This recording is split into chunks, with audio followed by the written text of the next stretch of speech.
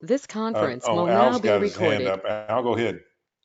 No, I just want to let everybody know that if you could turn your mic off, mute it as you're not speaking, it avoids the feedback and echoes for everyone else.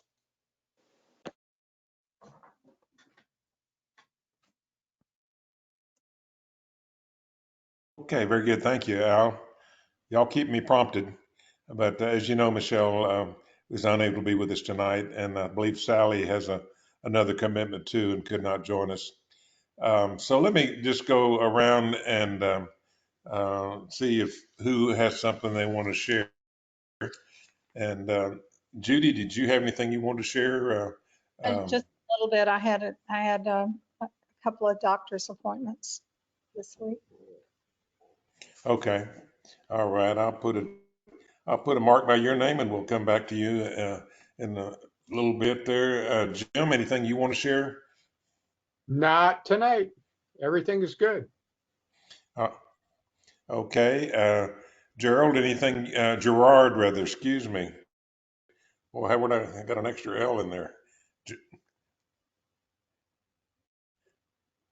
You're muted, Gerard. Only my mother calls me Gerard. It's Jerry. But no, I had nothing. I'm good. All right. Al, anything you want to share tonight? No, I'm good. If something comes up or I'll comment, I will, but no, as of right now, nothing. Okay. Barbell? I have something to share. Okay. All right. All right. And Bill, anything that you want to share tonight with the group? No, nothing for me. Thank you for asking. Okay. And Lou, anything from you? Yes, I have a treatment change, so. Oh, okay. That'll be interesting. Interesting for us. It may not be interesting for you. And Mary, anything that you want to share? Yes, I'll just briefly report. Okay. All right. Very good. All right. I've got Judy, Barbell, Lou, and Mary. Did I miss anybody? Oh, Alexa, is there anything that you're going to need to share with us?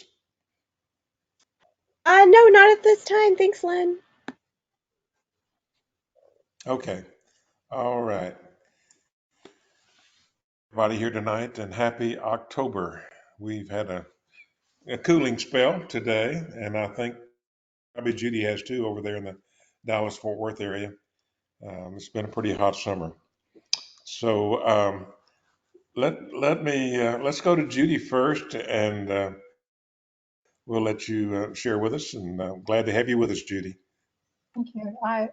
I actually had a blood test on Monday, and numbers were up. Hemoglobin was up, and my platelets were up. They've been really seesawing, and I think it's probably from all the stress I've been under. My lymph nodes are still being pretty prominent, and on Tuesday I had a MRI with contrast, mainly for the pancreatic study that I'm in. I've gotten the results back, not the interpretation from the doctor I get next Tuesday, but it did say that they're pretty predominant lymph nodes. So my CLL is really trying to raise its head enough, although Dr. Awan hasn't really said giving me any more treatment yet. So, but just the way it's going, I think it's probably coming not too in the too terribly near future. And then the pancreas, there are lesions, but I don't think they're of the size to do anything about. I see the pancreatic doctor on Tuesday of next week. I've been in a pancreatic study for the last 3 years that they've just kind of watching, and I had had MRI in July. And because of my husband's situation with the pancreatic cancer, and I was so stressed over that, he kind of made the decision. He had first said 6 months for another MRI. And then after I was so distressed, he said, I'm going to make the decision for you. We'll do it in 3 months just for your peace of mind. So that's kind of why we had it so soon. But I don't think there was a whole lot of change other than my lymph, because it was with contrast. I think more lymph nodes showed up. Then I don't think I'd ever had an MRI with contrast, and evidently one of the side effects of the contrast is itching, and I have for the last 3 days been itching incessantly. I also got on Tuesday my Moderna COVID shot, the spike, whatever it's spike vax or whatever it's called. It said a side effect of rash. It didn't say itching, it just said rash, but I don't have a rash. So I'm thinking that all of this is from the contrast, taking Benadryl and other meds to keep the itching down. Yes, Judy, I had a reaction to the contrast, and my doctor at MD Anderson wanted a CAT scan with contrast every year following my small lymphocytic lymphoma. And the first time I broke out was about a week after I had the CT with contrast. So we didn't immediately make the connection.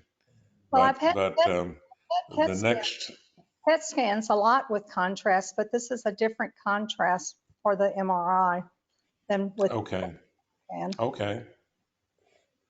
So I don't. Well, in my case, the second time I broke out from head to toe with a rash or with a redness, and treated it with It's just been steroids. like you want to claw yourself to death. Okay. Well, anyway, in future scans, they had me do the prep, which was 350 milligram prednisones, 13 Yeah. hours, 7 hours, and 1 hour before the scan, and then 2 25 milligram Benadryls at the time of the scan, Which will and mean I have that somebody to controlled take. any. I didn't. If I have to do that, then I'll probably have to have So somebody and pick me up. yeah, yeah, with the Benadryl, the um, the downside of the prednisone is if you wait to get the blood work to you, you're already taking the prednisone, it'll make your count spike, your white counts will go up and so forth. So I would always get my blood work done the day before, or get the blood draw before I start taking prednisone. Yeah. Interesting. Anybody else have any questions or comments for Judy?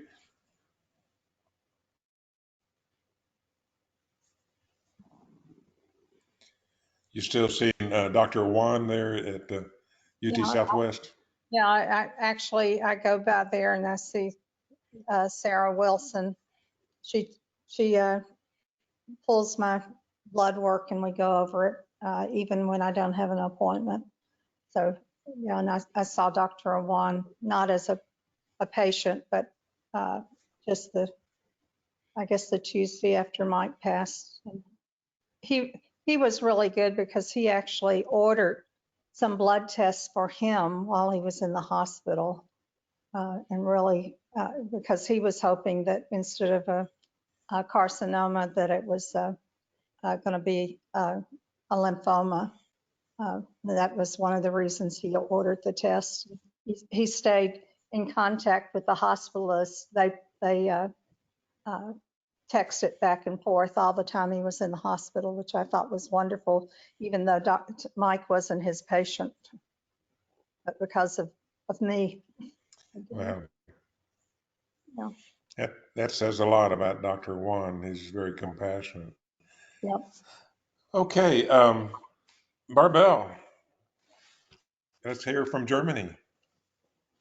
I had my checkup last week on Wednesday, and my blood work is still perfect. IgG is still a bit low, but it might be connected to a thyroid because past the first treatment, I also had issues with the thyroid, and we'll see at the next checkup if the IgG level is better, but I had no infections, I had no COVID, and I don't plan on having it either. And otherwise, I'm feeling fine.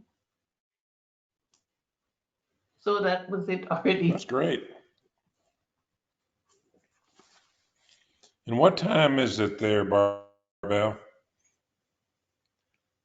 It's almost 2:30 in the morning. Ah, that's about the time I wake up and have insomnia. 2:30 a.m. Okay. Any questions for Barbel? Well, I hope it stays that way, but I think so because I'm feeling really good. How long have you? No fatigue, nothing. How long has it been since how long have you been off treatment? Since March 22, 19 months now. And well, I'm feeling a lot better than past my first. Very good. And I can go all day because yesterday afternoon, I had to see with the time. I went to a support meeting, German support meeting to Ulm. So I'm practically gone sometimes all day. So I have enough strength.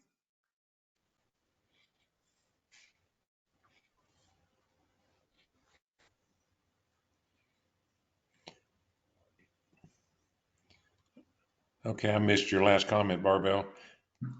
I don't know. Sometimes the microphone is not that good. We had a support group meeting in Ulm with different support groups, and I went there also. So sometimes I go all day. I'm not tired. I don't need a nap. So I cannot really complain.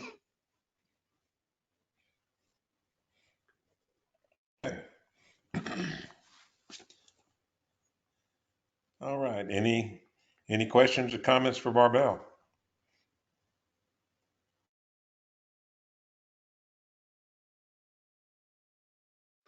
Well, some of the other patients said I'm a rock star, but I don't look like a rock star. Okay, let's go to.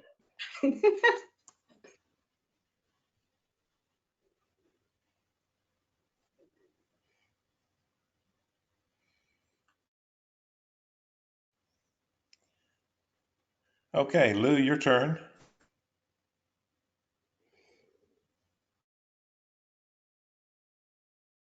You're muted, Lou.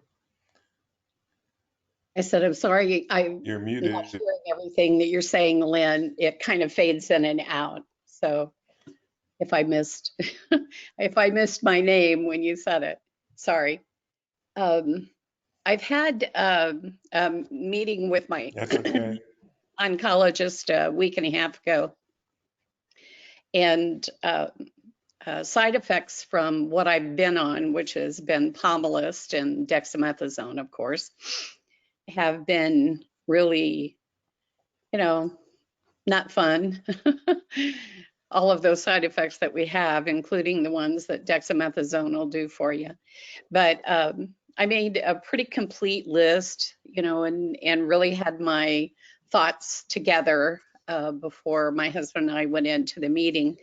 I was really not wanting to stay on something that was, your return plus the side effects weren't, worth it.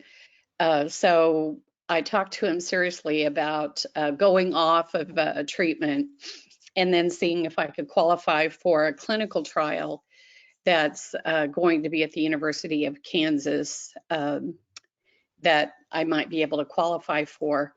I've already had a CAR T in 2019. I had a CAR T with a clinical trial with my own cells, T cells. But this one that is a new clinical trial there is an allo.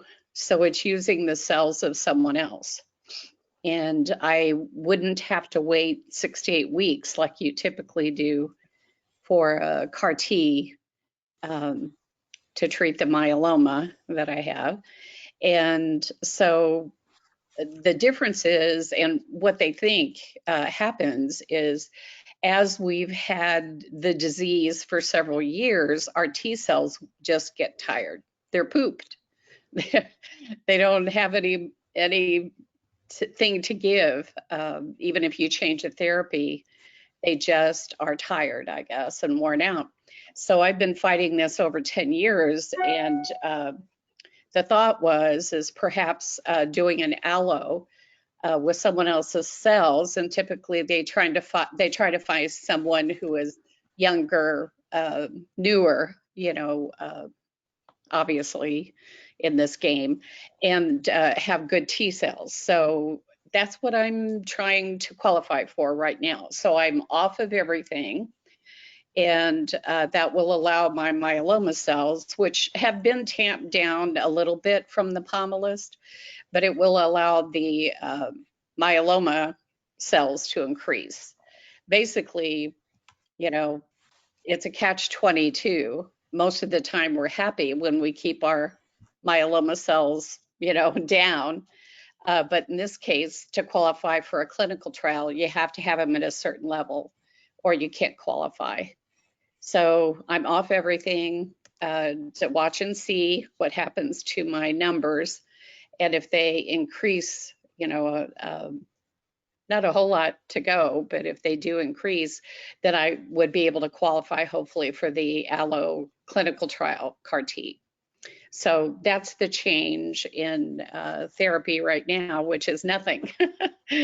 And it's really not a bad thing right now, timing wise. We leave for London next Saturday, the 14th.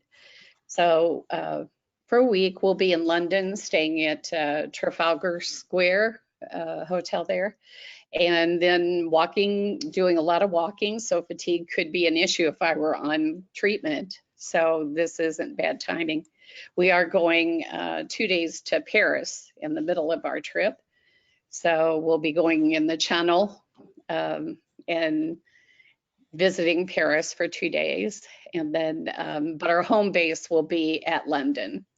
So kind of getting closer to Barbell, not all the way, but closer. But looking forward to it. We've never gone to London and Paris before. We've done, Ireland, Scotland, Switzerland, Italy, a few years back. So it was just time. And, you have to plan these things. That's the thing about travel, is you have to do it on faith when you book, and usually try to back it with some kind of a travel insurance policy, which we did. But, you don't know where you're going to be, in your therapy journey, with whatever you have and whatever you're taking. So sometimes you just have to take a leap of faith, so over 8 months ago, we booked the trip, not knowing what today, or this next week would be like, but I think it's going to work out, so hopefully won't be too fatigued and be able to walk around London and Paris. So looking forward to that. Trying to think ahead, I feel so bad that Michele has had to fight so hard with this COVID. I did get it in January, my husband and I, and he got over it within a month. I was still testing positive until March, so I absolutely understand what Michele is going through. So we're trying to stay healthy and make sure that we don't get anything, whether it's RSV or COVID or whatever, before the trip, and hopefully stay healthy during the trip. So we've got our N95 masks. We've got the necklaces that are called air tamers. We wear those on the airplane. So we'll be doing everything we can to stay healthy. But Judy, I wanted to say I'm so sorry to hear about your husband. Oh, thank you. I It wanted to doesn't make matter, the situation is just hard no matter when it happens. one comment. Take Yes. pictures of you and your husband more than scenery. I'm serious. Because I've been going through pictures, and I have, of all our trips to Paris and all of those, lots of pictures of scenery and things, but not as many of us together. Yeah. So I hope to, try to pay attention to that. And, a lot of restaurant waiters and wait staff will have to rely upon. I don't, you hate to pick a stranger off the street of Paris or London and say, here's my iPhone, take my picture. do But, sometimes you just have to, have faith. selfies. Yeah, just put a long arm out there, take the picture. But that's it. I wanted to say, that I, am hoping all of us can, if this COVID comes back in the fall even stronger, I hope that everyone gets your booster shots if you can and stays healthy and mask up. I was just in a CVS store waiting in line for, 20, 25 minutes. And so I had my eye exam today as well. So I've been in a lot of doctor's offices, a lot of places where people are coughing and sneezing, and, masking up, is, I think, going to be our friend. So that's all I had, Lynn. Okay. I will say 3 weeks ago or so, I took my wife in on a Friday afternoon to a walk-in clinic, and they told us that they were covered up with COVID and flu cases 3 weeks ago. And most of the clinics were closing at noon on Friday, so they were getting the overflow. So, I haven't, I asked my doctor the other day, Dr. Juan, about vaccinations, because I'm off treatment, which hopefully means that I will get a better immune response. But he said pneumonia and RSV, and I asked him about Shingrix, and he said Shingrix is okay. Hopefully it'll work. I'm still taking Valtrex every day. And the flu and COVID would be added to that list. That's a lot of shots. I'm thinking, well, if you want to do anything and you have any side effects, I don't want to do all the shots at one time or two at a time. I want to do one at a time and maybe space them out a week at a time. So That's what I, Get your RSV first. Everything I read is get your RSV first, and then wait 2 weeks, and then get your flu and your COVID, because a lot of people have reactions to. I had it like for 2 days, the RSV reaction. well, I had a flu shot 2 weeks ago, and the first night I had 101.8, but then the next day was just 99. And then I got the COVID shot this week. And usually I have 3 or 4 days of reaction, and this time I've only had 99 temperature. So that's either it's not taking on me, which makes me worried, because usually I have a severe reaction to them. yeah, that's and of course, whether the reaction means it's working or not, that's unknown. That's kind of a flip of the coin, whether it means that your immune system is really going to give you an immunity or not. Okay, well, Lou, thanks for sharing, and that's interesting to me here about the allo CAR T. Is there the person that they would get the T cells from? Is there because I know with an allo transplant, there's there's a lot of things that have to match. How about with an allo CAR T? Maybe that's part of the trial. How much matching does there have to be? You're right. I had concerns, and so when I talked to the doctor about it, I talked to my regular myeloma specialist as well as Dr. Shanae, who's running the trial at the University of Kansas. Um, there is no graft versus host disease for this type of allo, for the CAR T. So there's a way that they prepare the T cells that I guess gets around some of those concerns that people have, with stem cell transplants. The allo with a stem cell transplant can be tricky because, getting your cells from someone else, you often have that graft versus host disease. But they've assured me that is not an issue with this CAR T, the allo CAR T. So there's a way that they program them to get around a lot of those side effects and some of those things that you might have, like with a stem cell transplant allo. So I'm up for it. Hey, I figure, what do you have to lose after 10 years? I've done this. I've done 3 clinical trials. So this would be number 4. So I figure, hey, this is the way I look at it, what's next? And if they have something out there that could work, I'm willing to try. Well, I've been following Dr. Brian Kaufman, who is on another trial.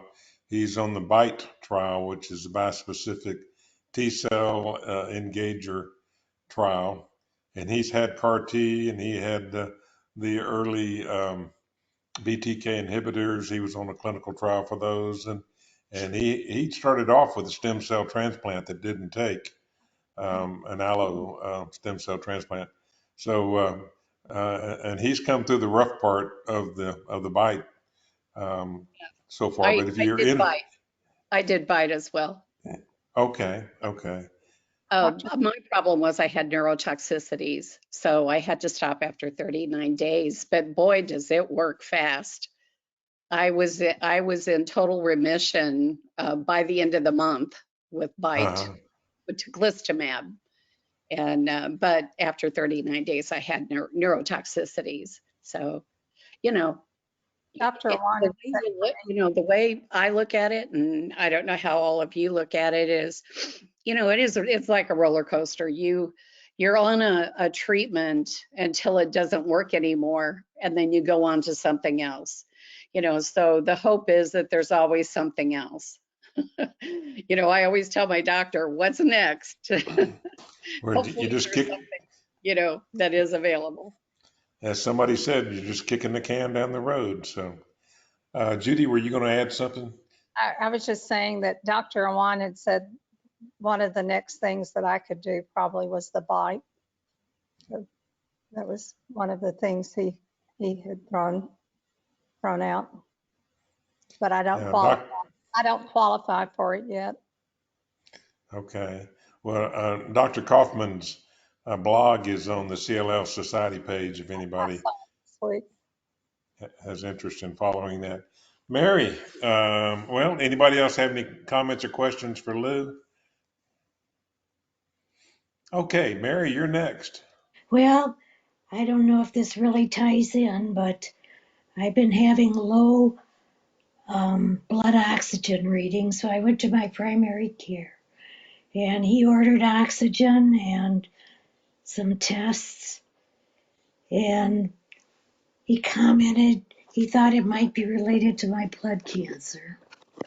Well, the next day I went to my oncologist, and he said since I wasn't anemic, he didn't think it was related to the blood cells. I don't know. Didn't think it was related to the cancer that way. However, he did point out that the crapolas that I take is notorious for damaging the heart.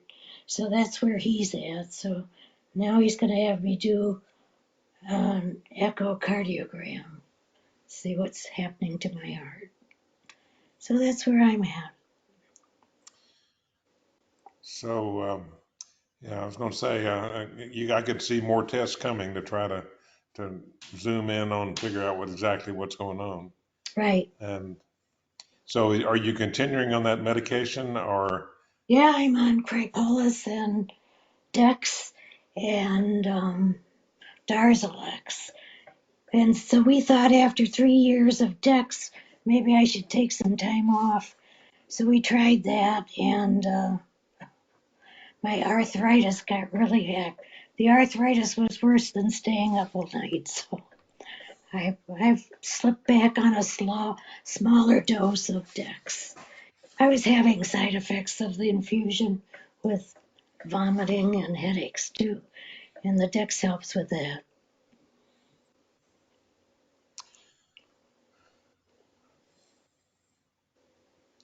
Yeah, the side effects the effects of our disease versus the side effects of the treatment, and Right, yeah, all of our comorbidities we deal with. right.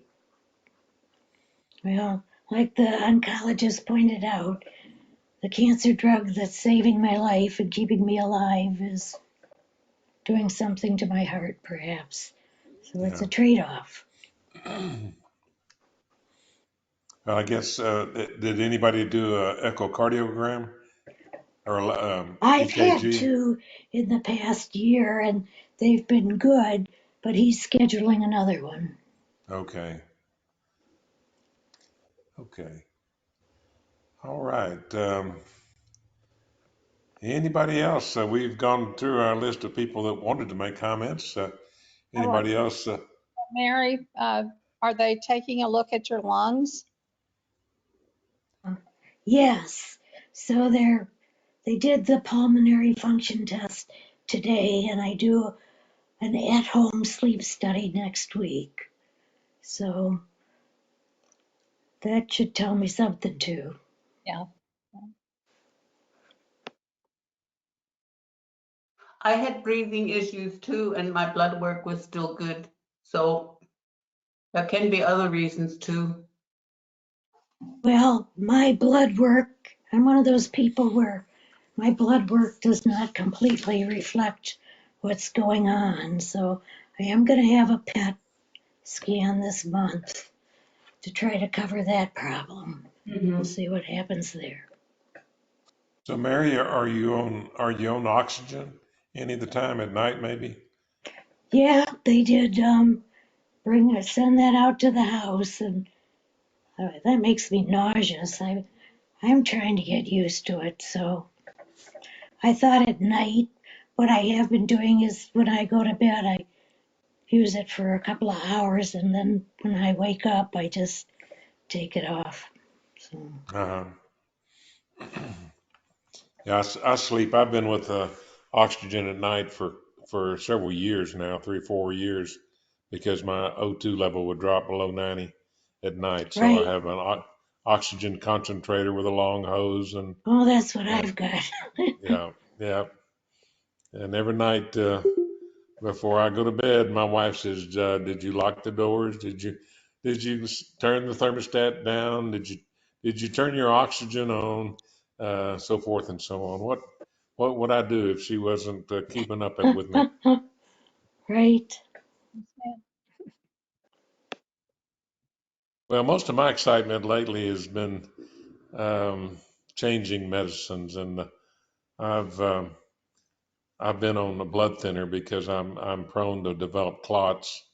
My diagnosis is small lymphocytic lymphoma, but I've been on a blood thinner for off and on for 20 years, and they put me on Eliquis, and I took it for 3 months, and then they sent it to me again, and I said, wait a minute, this stuff is costing me $200 every 3 months, $800 a year. Can I afford it?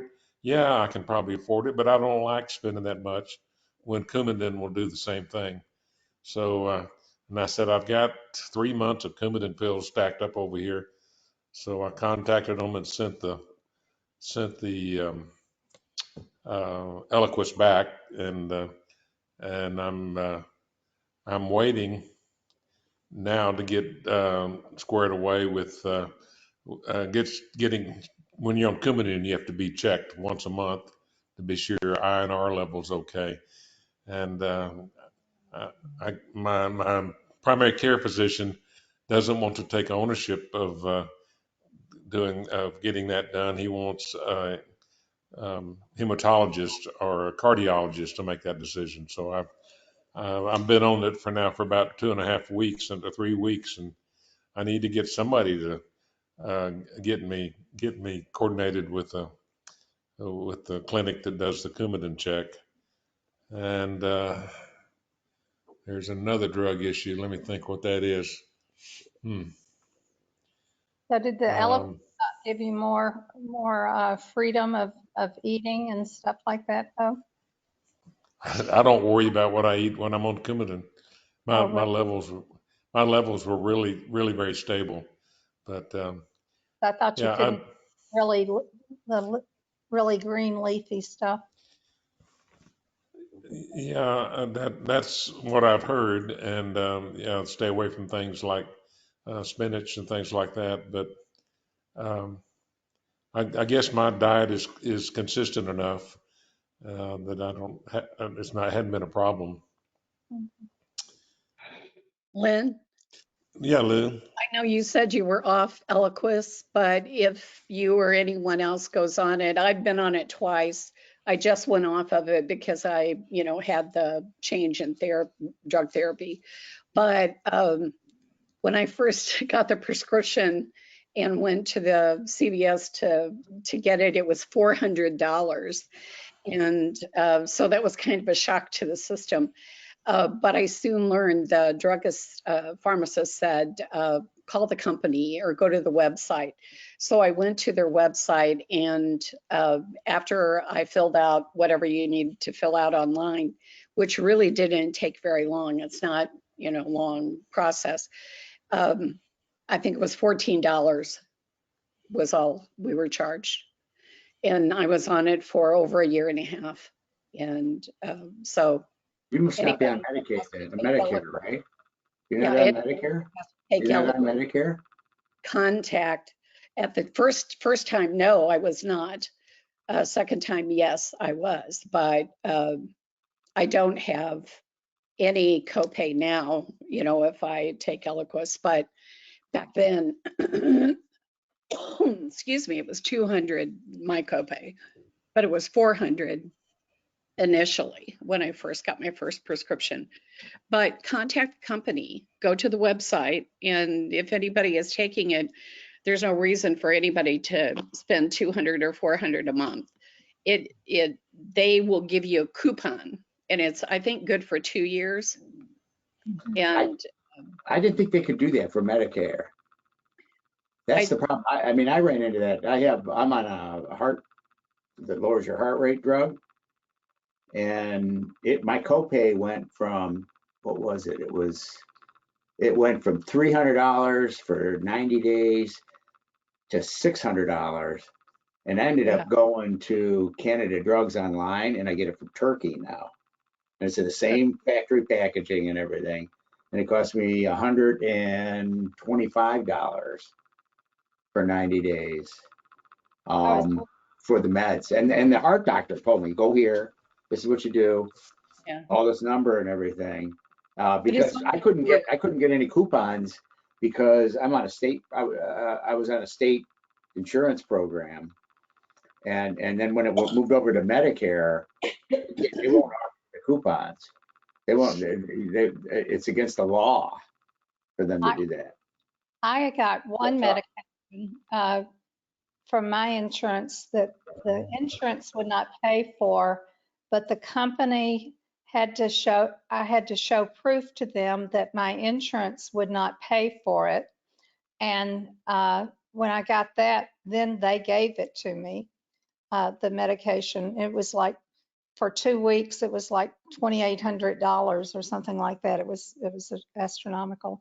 But the other thing I was going to say, my friend goes to Mexico over, can't remember, it's up, not Morris, but up, and he gets Eliquis for a year, and one other medication they got was for the whole year was $625. Yeah, I've had really good success with the Canada drugs online. I mean, it's all legit. It's, I don't have to worry about, because I was on originally when I had AML, I was on an inhibitor that only 800 people were on in the world a year. It was the one of the top 10 most expensive drugs next to progeria, treating progeria. And that would they wanted me to pay almost $15,000 a month. Ooh. And I couldn't use any coupons or the $5 or whatever, because my company the plan covered it, but my copay was going to be $15,000 a month for this stuff. How much was the medicine without a copay? $45,000 a month. Wow. Boy. Well, the other drug issue I had was Months. Flomax, which y'all are probably familiar with for men who have enlarged prostate.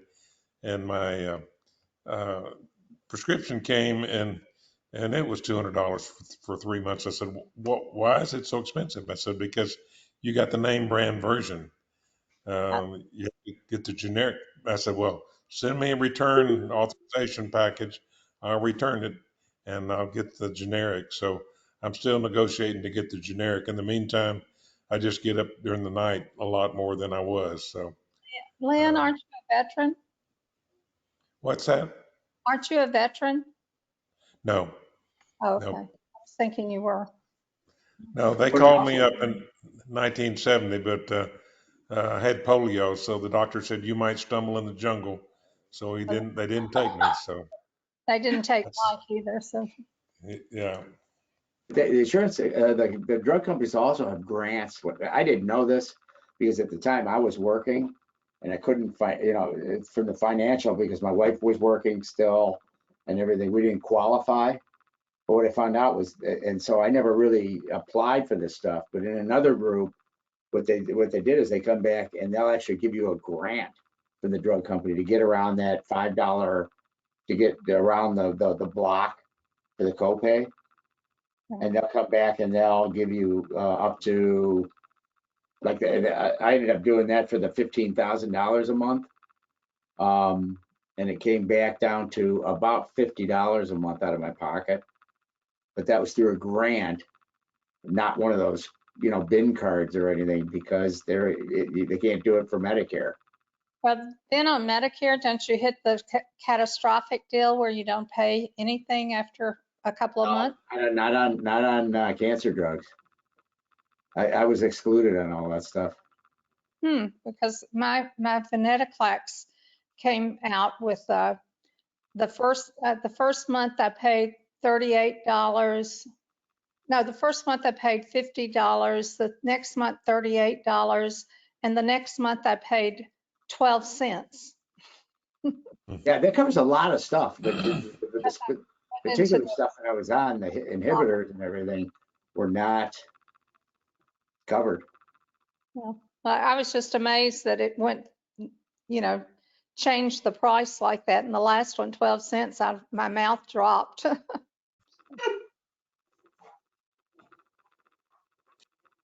Well, it's been good having everybody on the call with us today. I think we're probably coming to the end. Anyone else have anything they want to interject at this point?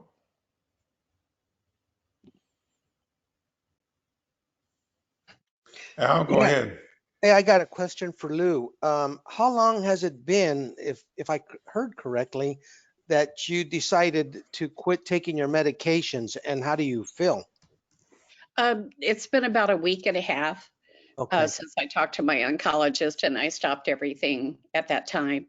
And the fatigue is much better.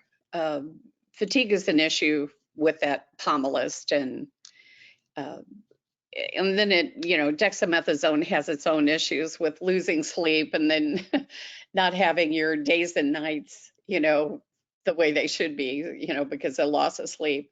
But yeah, no, I'm feeling much better, and I was supposed to be walking this evening at 6:30 with my husband, but it's, it's night and day when you talk about the fatigue levels. So for me, the biggest thing has been the fatigue. So I feel much more energized, more like myself Yeah. than when I'm on the drug.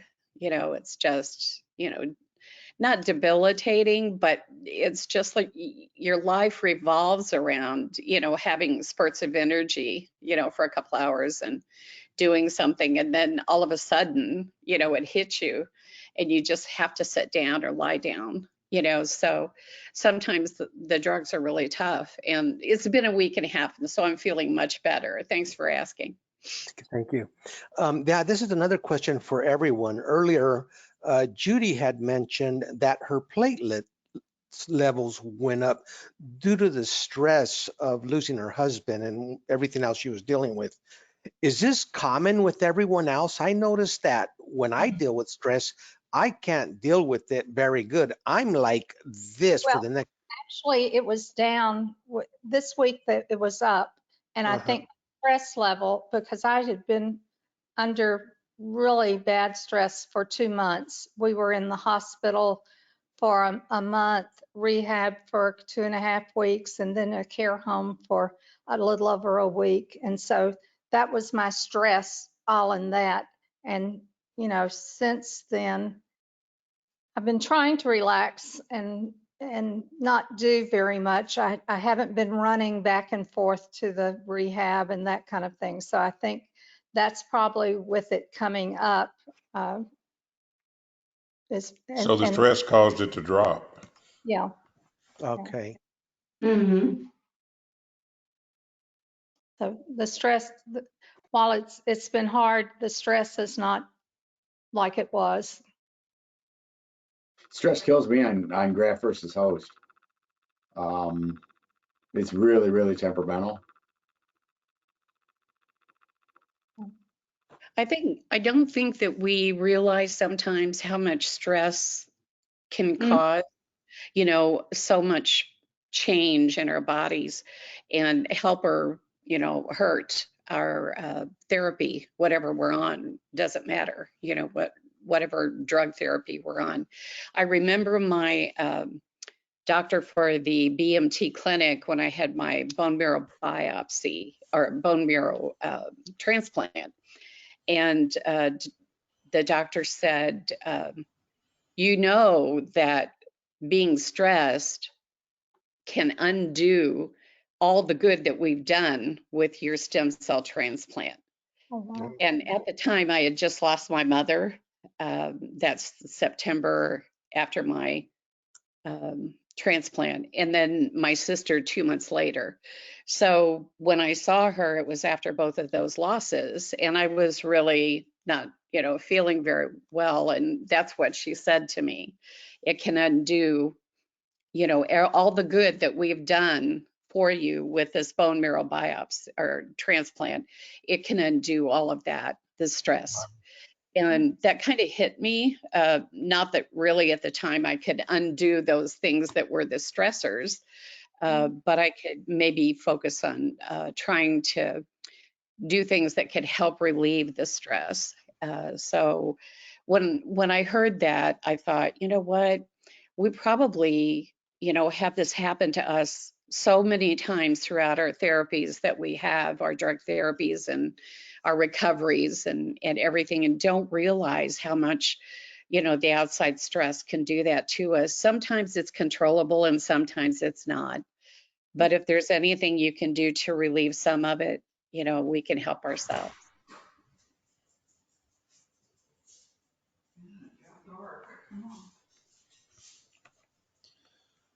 Okay. Well, I appreciate everybody being here, and we'll look forward to seeing y'all again the first Thursday of November. And by then, the leaves will have mostly fallen off the trees, maybe, and we'll be planning for, at least in the USA, we'll be planning for Thanksgiving vacations with our families. So good to see everybody. hold on, Lynn. I Go just ahead, Jim. remembered something. Mary, you said that you happened to go off of the DEXA, okay, and the arthritis happened to kick up. Yeah, I did the same thing. I was on, let's see, prednisone for 5 years. And so are you using anything like Voltaren? Okay, Voltaren is a right. I'm familiar with that. drug. No, because of the other side effects, the vomiting and the headaches, I decided to go back on the Dex, but it is a lower dose, and Oh, it okay. seems to help the Voterin, arthritis too. Voterin is a wonderful thing. My husband used it for more than 20 years. We got it with prescription. In fact, we have quite a few tubes left from him because I put it on his back 3 and 4 times a day. That's generic now.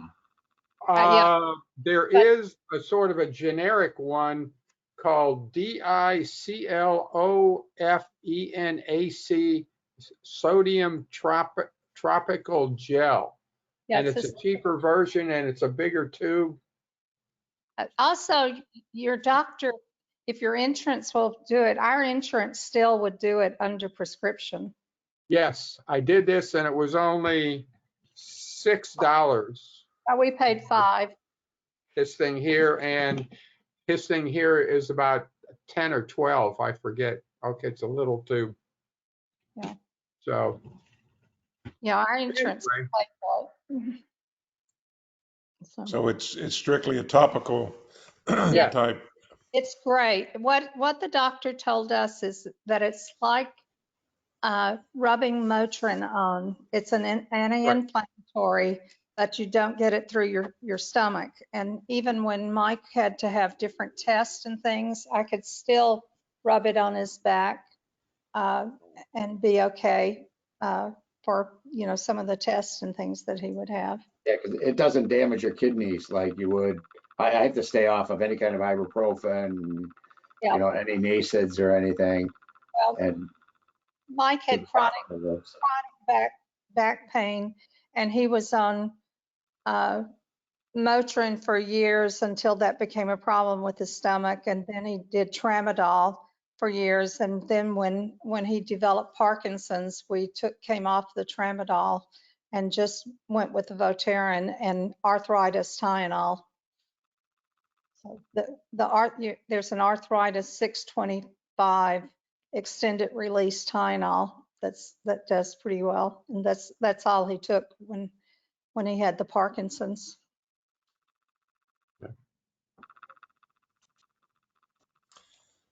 Okay, well, it's been good to have everybody here, and we'll see y'all on November the 2nd. Good Okay. night. Bye-bye. have a good week, month. Thanks, Lynn.